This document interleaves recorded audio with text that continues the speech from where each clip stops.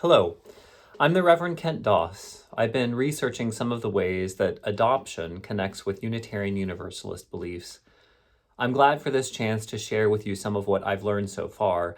I hope that after hearing what I have to say, you'll follow the link below and share with me your ideas on the topic.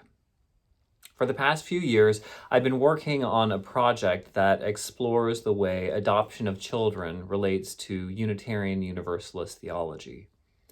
A big part of that research was interviewing other Unitarian Universalist ministers who are adoptive parents, adoptees, or birth parents. I asked each of them how their experience of adoption supported or challenged their understanding of our UU faith. I was able to talk to 15 other ministers and heard some incredible stories of joy, heartache, and faith. Among all the stories and beliefs, the most common response was a reference to our first and seventh principles. Most of you know them. We, the member congregations of the Unitarian Universalist Association, covenant to affirm and promote, number 1, the inherent worth and dignity of every person, and number 7, respect for the interdependent web of all existence of which we are a part. I shouldn't have been surprised by their response. Those two principles are where most UUs turn to describe our faith. Ministers first and foremost spoke of the inherent worth and dignity of every person. Adoption is a manifestation of the idea that every human being deserves a chance. Regardless of where they come from or anything they have done or said, regardless of their race or physical condition, every human being is worthy and deserves an opportunity to thrive. Birth parents make an agonizing decision to relinquish a child. Part of that choice is the difficult recognition of their own inability to provide a fair chance for the child. Another part of the choice is recognizing that the birth parents themselves deserve a chance to thrive in a way that parenting would make impossible. Relinquishment is an incredibly difficult choice. It's a choice to honor human worth and dignity. Adoptive parents also make a choice to honor worth and dignity.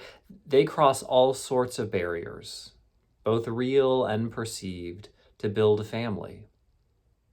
In interviews, one adoptive parent put it this way. She said, "I know that in some circles of popular culture, poverty means that you're worthless, and that our child was born into tremendous poverty made him worthless.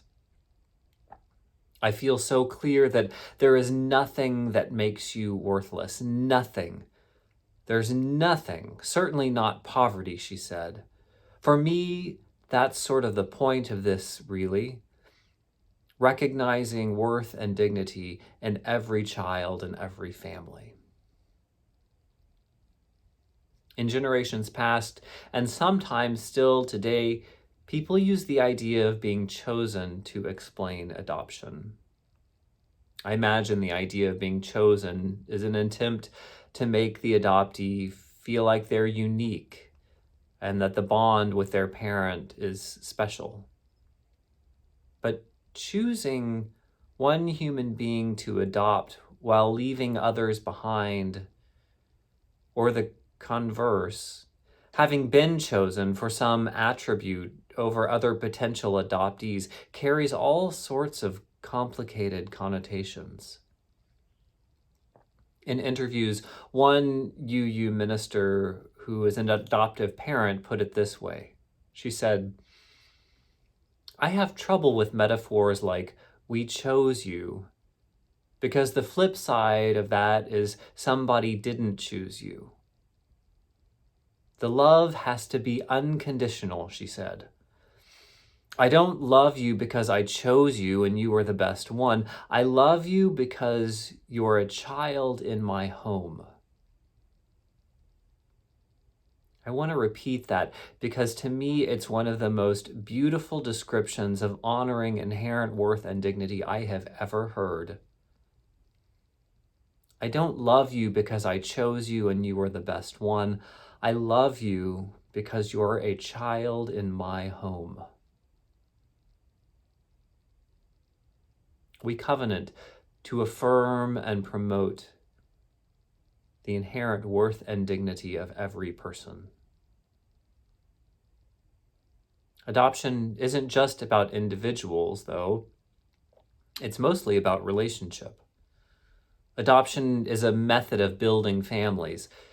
It also sheds a light on human connection that transcends great cultural and geographic divides.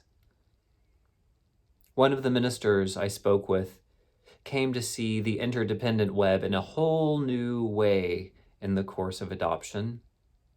He and his partner thought long and hard, first about the choice to adopt, and then about their openness and ability to adopt a child of a different racial background. As white people who were deeply committed to racial justice, they knew that transracial adoption was not something to walk into lightly.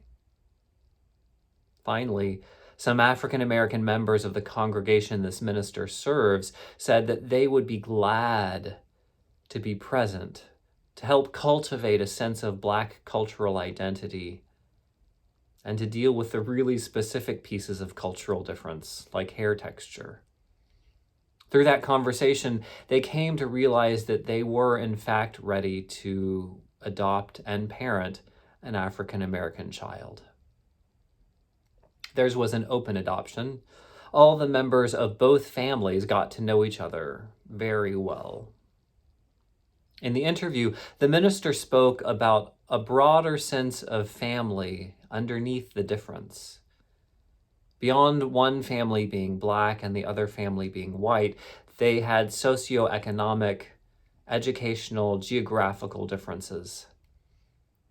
Yet they found a profound sense of connection.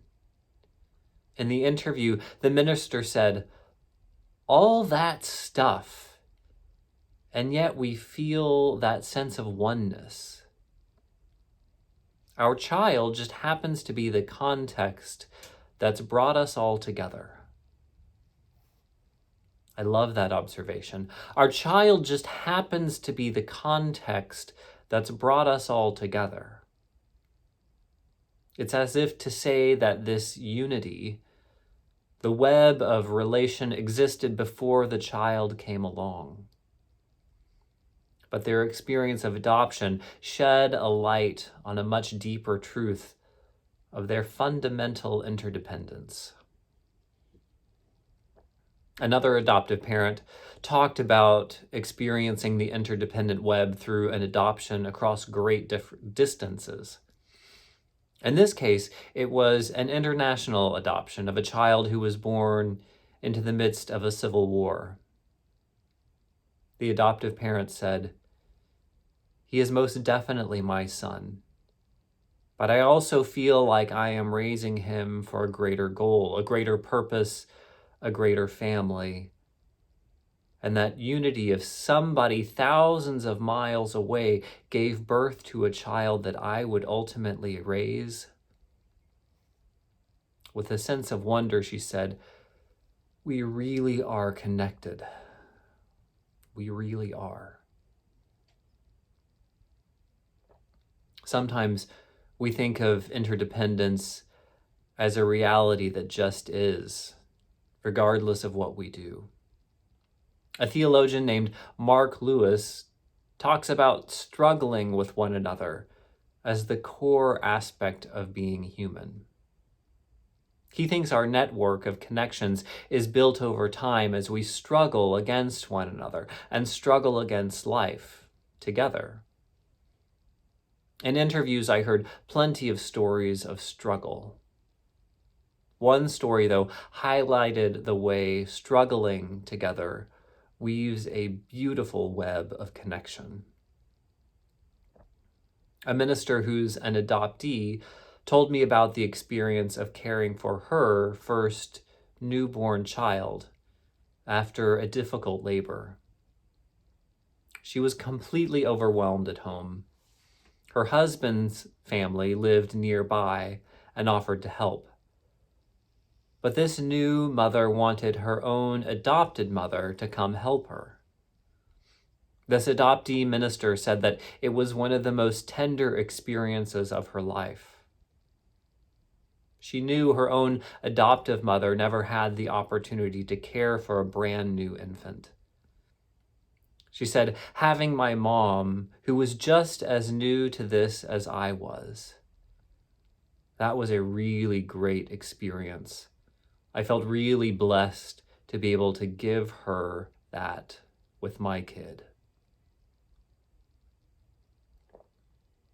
Some of you, I know, have a personal relationship with adoption of children.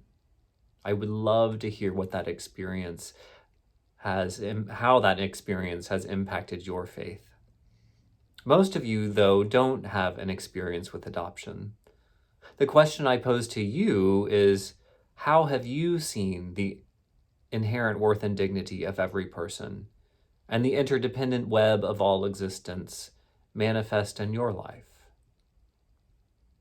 These two ideas that seem so common to us as Unitarian Universalists are more than cute sayings to post on social media. These are statements of how we understand the universe and our place in it. They are big, bold, even radical ideas that we sometimes struggle to live up to. During these past few years of increasing cultural division in the United States, we've been confronted with the daily challenge of recognizing the humanity within our own neighbors, all of our neighbors, and truly recognizing the interdependent web and living in accordance with that reality. Friends, that is enough of a spiritual journey to fill 5 lifetimes. Doing this research, talking with people about their faith and adoption has been such a blessing.